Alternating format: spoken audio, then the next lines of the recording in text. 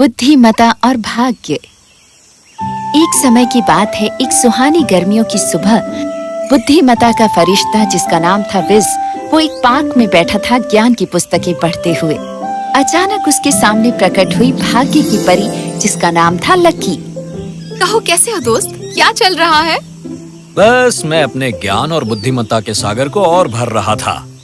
पता है ना, ज्ञान। वाह, बहुत बोरिंग लगता है। खैर, किसी एक के लिए जो बोरिंग है वो दूसरे के लिए मनोरंजक होता है। समय और स्थान के इस विशाल ब्रह्मांड में हम सब प्राणी हैं। ठीक है, मैं यही तुम्हें रोकूंगी। एक काम है जो मालिक चाहते हैं कि हम उसे अपने हाथ में ले लें। काम? हाँ, चलो चलें। मैं रास्ते में इसके बारे में समझा दूंगी। विज ने सिर हिलाया और लक्की ने चुटकी बजाई। तुरंत दोनों गायब हो गए। वाह, ये जगह बहुत साफ सुथरी लग रही है। हाँ, ये बहुत व्यवस्थित लगती है। क्या लगती है? देखो। अब कोई बात नहीं। क्या तुमने वो हर बात समझ ली जो रास्ते में मैंने तुम्हें बताई थी? हाँ, राजकुमारी सलीना ने पिछले 3 सालों से एक शब्द भी नहीं बोला और हमें उससे बुलवाना है। तुम समझ गए? जल्दी से छुप जाओ, वो आ रही है। हमें छुपने की जरूरत नहीं, वो हमें नहीं देख सकती। मैं जानती हूँ, ये बस एक मजाक था। राजकुमारी सलीना उनके पास से गुजर गई। उसके पीछे उसकी नौकरानियां थीं। विज ये देखकर सम्मोहित हो गया। हाँ, वो बहुत सुंदर है। अब फोकस करो, क्योंकि ये बस काम का एक हिस्सा है। ओह, क्या एक और हिस्सा भी है? लकी ने आंख मारी और चुटकी बजाई और दोनों एक बार फिर गायब हो गए। एक क्षण में वो एक छोटे घर के सामने प्रकट हुए, जहाँ एक नौजवान अपने फूलों के पौधों को पानी दे रहा था। उसका नाम है हैप्पी, पर दुर्भाग्यवश वो हैप्पी नहीं है। ठीक है। हमें जरूरत है कि हम उसके जरिए राजकुमारी को बुलवाएं और उनका विवाह भी करवाएं। क्या यही काम है? हाँ। पर क्यों? मालिक क्यों चाहते हैं कि ये सब किया जाए? मेरा मतलब इसका कोई तुक नहीं बनता। भाग्य? तुम्हारा मतलब किस्मत? नहीं, मेरा मतलब है तकदीर वाला फरिश्ता, तकदीर का फरिश्ता। ओह, उसने क्या किया? तुम देखो, एक दिन जब उसने हैप्पी की तकदीर लिख डाली, तो उसने ये फैसला किया कि थोड़ा सो ले। उसे ये जरा भी नहीं पता था कि उसका छोटा सा हैमस्टर चुपके से उसके ऊपर आएगा और वो पन्ना खा जाएगा और हैप्पी की तकदीर हमेशा के लिए खो जाएगी। लेकिन इस बात का सलीना से क्या लेना देना? वो ये कि पन्ने की दूसरी तरफ सलीना की तकदीर लिखी हुई थी। ओह। हाँ, इसीलिए वो दोनों अपनी अपनी जिंदगियों में बहुत दुखी हैं। तकदीर को कोई अंदाजा नहीं कि क्या करने की जरूरत है।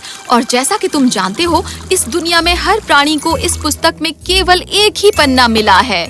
इसीलिए और अब क्योंकि उनके दिए हुए पन्ने गायब हो गए हैं, मालिक को दखल देना पड़ा। वो उनके जीवनों में दखल देना चाहते हैं ताकि उन्हें एक दिशा दी जा सके और इस तरह उनकी तकदीरों को बांध सके। बिंगो! तो योजना क्या है, बताओ? दोपहर को जब हैप्पी बाजार जाएगा अपने फूल बेचने के लिए, तो तुम उसके दिमाग में प्रवेश करोगे और सीधे राजा के महल में जाओगे। यदि पहरेदार तुम्हें रोकने की कोशिश करते हैं, तो तुम्हें पता है कि तुम्हें क्या करने की जरूरत है। तुम्हारी हिम्मत कैसे हुई मुझे महल में जाने देने से रोकने की?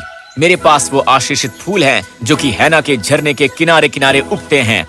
ये फूल राजकुमारी को दोबारा बुलवाएंगे। और सफलतापूर्वक पहरेदार को चकमा देने के बाद तुम स्वयं की घोषणा सीधे राजा के दरबार में जाकर करोगे, जहां वो अपने मंत्रियों के साथ व्यस्त होंगे। नमस्कार मोंटाना के महान महाराज, मैं आपके पास आया हूँ वो शक्ति लेकर जो कि राजकुमारी को दोबारा बुलवा सकती है इन फूलों की मदद से। ये फूल वाकई चमत्कारी हैं। सचमुच? क्या तुम ऐसा कर सकते हो? हाँ महाराज। झूठी उम्मीदें मत जगाओ अजनबी। जब से उसकी माँ गुजर गई है, मेरी बेटी बोल नहीं पाई है। जाहिर है ये एक भावनात्मक सदमा है जिसने उसकी बोलने की क्षमता छीन ली है। संसार भर से आए पीर, फकीर, हकीम उसे बुलवाने में असफल रहे, तो तुम्हारा फूल वो कैसे करेगा जो इस राज्य के सबसे महान स्त्री और पुरुष नहीं कर पाए? मुझे एक मौका दीजिए, मैं आपको निराश नहीं करूँगा। लेकिन अगर तुम असफल रहे तो? और यहीं से खेल शुरू होता है। तुम्हारे हाथ तो बहुत ही मजबूत हैं। ये सब लक्की और विज की योजना के अनुसार हुआ और अंत में हैप्पी महल में था। महाराज, अगर मैं असफल होता हूँ तो आप मुझे जैसा चाहें वैसा दंड दे सकते हैं, पर अगर मैं सफल हुआ तो मैं राजकुमारी का विवाह के लिए हाथ मांगना चाहूंगा। बेशक अगर वो मुझे अपने पति के रूप में स्वीकार करना चाहेंगी। राजा ने कुछ क्षण के लिए सोचा और फिर सिर हिलाया। पहरेदार हैप्पी को राजकुमारी के कमरे की ओर ले गया, जहाँ वो खिड़की के पास बैठी थी, गोद में कुत्ते को लिए। धन्यवाद महाराज, अगर आपको ऐतराज ना हो तो आप बाहर इंतजार करें, इसमें ज्यादा वक्त नहीं लगेगा। पहरेदारों ने सिर हिलाया और वो कमरे से बाहर चले गए। राजकुमारी सलीना ने हैप्पी की तरफ देखा पर एक शब्द नहीं बोला। तभी उसका कुत्ता भौंका। हैप्पी तुरंत ही राजकुमारी की तरफ चलकर गया और उसने सजदा किया। अगर आपको ऐतराज ना हो तो क्या मैं राजकुमारी ने उसे कुत्ता पकड़ा दिया। तुम तो बहुत ही ज्यादा प्यारे हो। मैं इतनी दूर फारजा से आया हूँ सिर्फ तुमसे मिलने के लिए। इससे राजकुमारी असमंजस में पड़ गई। मेरा नाम है हैप्पी। नैमजिस के महान फकीर ने मुझे बताया है कि तुम मेरे भाग्य के बारे में बता सकोगे। क्या ये सच है? कृपया मुझे बताओ। हे जादुई कुत्ते, मुझे बताओ कि मेरे साथ क्या होने वाला है। मेरा किससे विवाह होगा? मेरे कितने बच्चे होंगे? कृपया मुझे बताओ, कृपया। इस पर सलीना के होंठ कांपे और नाराजगी में वो बोल उठी। बंद करो ये, वो बोल नहीं सकता, वो एक कुत्ता है। आप बोल सकती हैं। इस पर राजकुमारी की आंखें आंसुओं से भर गई जब अंत में उसे ये महसूस हुआ कि आखिर सालों के बाद उसने कुछ शब्द कहे। राजकुमारी आखिरकार बोल पड़ी। हुर्रे! जल्दी ही राजकुमारी के बोलने की खबर राजा तक पहुंच गई। वो बहुत खुश हुआ। मेरी बच्ची बोल उठी। मैं तुरंत उससे मिलना जब चाहता हूँ। राजा राजकुमारी के कमरे में पहुंचा, उसने देखा कि हैप्पी और राजकुमारी खिलखिलाकर हंस रहे हैं और बातें कर रहे हैं। सचमुच? और फिर? इसने राजा को नाराज कर दिया क्योंकि उसे हैप्पी की शर्त याद आई। पर राजा कभी भी इंसान को अपनी बेटी का पति नहीं बनने देना चाहता था। तुरंत उसके दिमाग में एक योजना आई और वो निकल गया।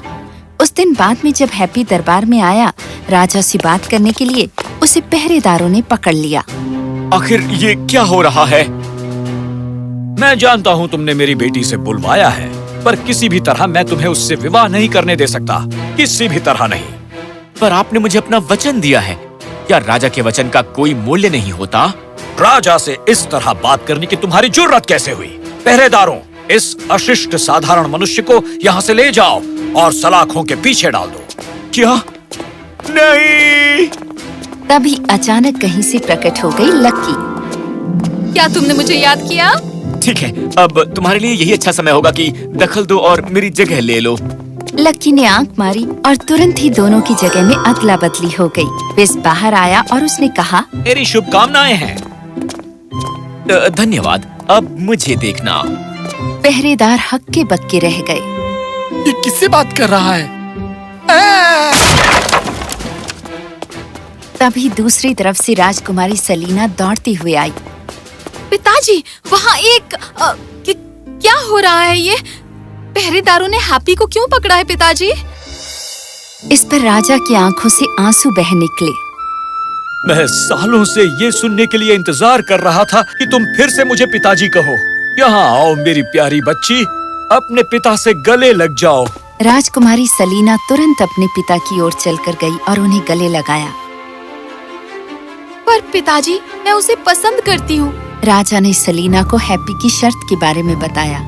मैं जानता हूँ, मैंने उसे वचन दिया था, पर वो एक साधारण मनुष्य है और पर पिताजी, मैं उसे पसंद करती हूँ। मैं विवाह के बारे में नहीं जानती, पर मैं उसे और जानना चाहती हूँ। इस पर हैप्पी मुस्कुराया।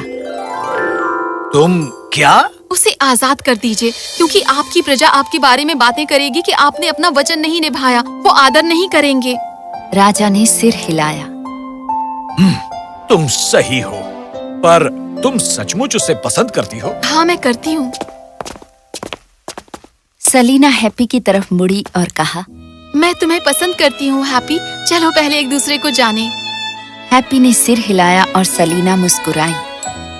ठीक है, पहरेदारों, उसे आजाद कर दो। और तुम मिस्टर हैप्पी, मुझे पता नहीं कि तुम क्या करते हो, पर मैं अपनी बेटी से बहुत प्रेम करता हूँ। कड़ी मेहनत करो ताकि तुम उसे अच्छा जीवन दे सको। समझ गए? जी हाँ महाराज। इस तरह हैप्पी के जीवन में एक मकसद आ गया और राजकुमारी सलीना के लिए एक वजह। जब हैप्पी वापस घर आया, वो इतना खुश था कि उसने थोड़ा सो लेने का फैसला किया। उसी समय लक्की बाहर आई। खैर, हमें उसे प्रोग्राम करने की जरूरत है ताकि उसे याद न रहे तुम और मैं इस रूप में, पर वो सोचे कि ये सब उसने अपने बलबूते पर किया। तुम सही हो। उन्होंने अपनी उंगली से हैप्पी की तरफ इशारा किया और उसमें से चिंगारियां निकली और उसके माथे को छुआ। और हमारा काम हो गया। चलो चलकर मालिक को बताएं कि काम हो गया है। हाँ, चलो। बाय द वे, ये बढ़िया टीम वर्क था। हमने ये साबित कर दिया कि बुद्धिमत्ता और तकदीर साथ साथ चलते हैं। विज मुस्कुराया और उसने चुटकी बजाई और दोनों गायब हो गए। नमस्ते मालिक, हमारा काम खत्म हो गया है। बूढ़े आदमी ने आंखें खोली और कहा, बढ़िया बढ़िया, तुम दोनों ने बढ़िया काम किया। धन्यवाद मालिक। मेरे ख्याल से हमें तकदीर को इसके बारे में बताना चाहिए। हाँ, तुम यही करो। ये कहकर बूढ़े आदमी ने अपनी आंखें बंद कर ली। वो तकदीर के घर पर पहुंचे।